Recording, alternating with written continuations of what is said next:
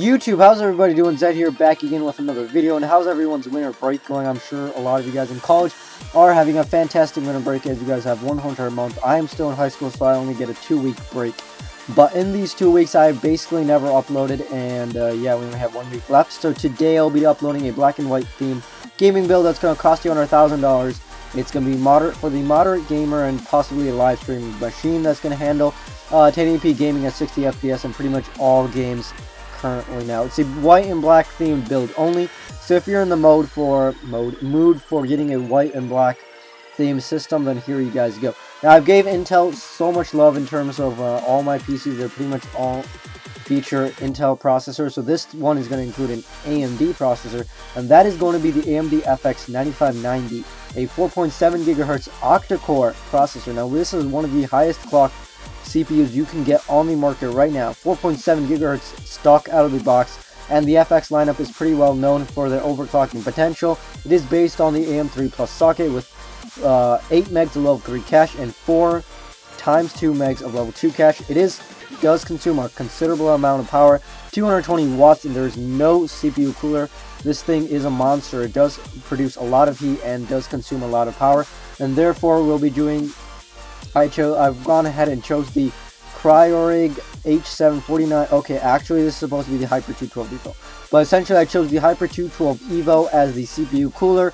It's going to be enough for cooling down the 9590. Maybe you might need a slightly more powerful CPU cooler, but if you're not overclocking this bad boy, then it seems like the Hyper 212 Evo should be good enough for making sure that CPU stays cool.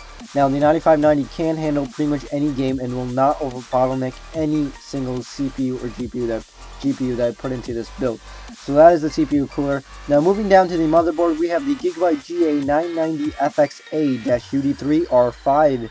It's a gaming styled board based on the AM3 Plus socket and based on the 990FX, supporting up to DDR3 2000 MHz up to maximum of 32 gigs. There's 4 total DIMM slots, Crossfire X support, as well as SATA 6 gigabits per second, and there is eSATA as well as Gigabit Ethernet and USB 3.1 front.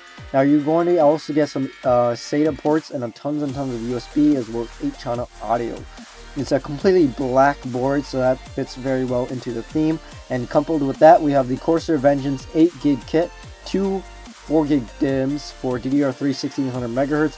DDR3 1600 is pretty much a standard nowadays, and it doesn't really affect too much in terms of gaming performance. But with 16 gigs of 8 gigs of RAM, you should be able to play. Actually, not even you should. You can play basically every single game, even if you're running like 3 or 4 programs all at the same time. Absolutely no problem with 16 gigs of RAM. And that is a white stick right there, so you're looking at to match that motherboard with white RAM equals white and black theme. Now, moving down for storage, we have the Kingston Savage 240 gig SSD. Now, usually these SSDs are put into the back, so you're never going to see them. There is a red sticker.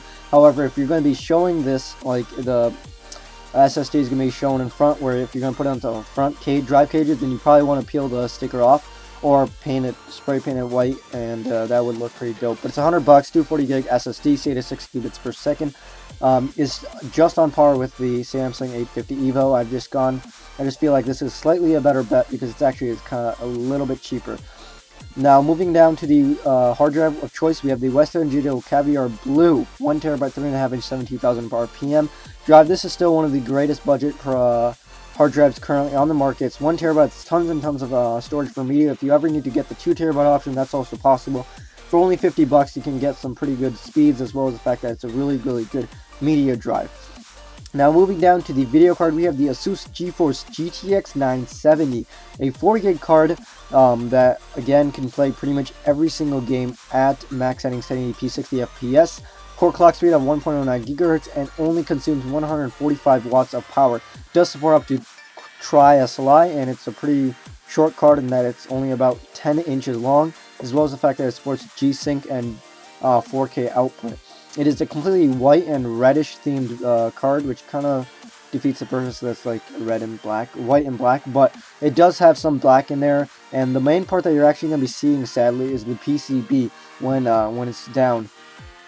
Now the front top of the card is completely white, but the back is kind of exposed with a shorter PCB that is actually painted black, which is nice because it helps complement the white and black themed build. But sadly, you're going to be seeing some of that red, so I would recommend spray painting that to black if you're going to go all out. But around 310 bucks, and it is honestly one of the greatest graphics card you can possibly purchase. Now, I would have gone for like an R9 290, but 390, but sadly there aren't too many white and black cards on the market, so the 970 was the only choice.